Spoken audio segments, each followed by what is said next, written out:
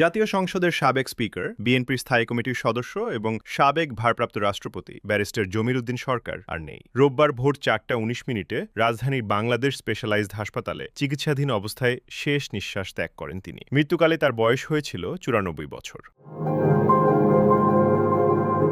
বার্ধক্যজনিত বিভিন্ন শারীরিক জটিলতায় বেশ কিছুদিন ধরে হাসপাতালে চিকিৎসাধীন ছিলেন এই প্রবীণ রাজনীতিক। 1931 সালের 1 ডিসেম্বর পঞ্চগড়ের তেঁতুলিয়ায় জন্ম নেওয়া জমির উদ্দিন সরকার ঢাকা বিশ্ববিদ্যালয়ে উচ্চশিক্ষা শেষে লন্ডনের লিংকনস ইন থেকে ব্যারিস্টারি সম্পন্ন করেন। 1960 সালে আইন পেশায় যোগ দিয়ে পরবর্তীতে দেশের রাজনীতিতে গুরুত্বপূর্ণ ভূমিকা রাখেন।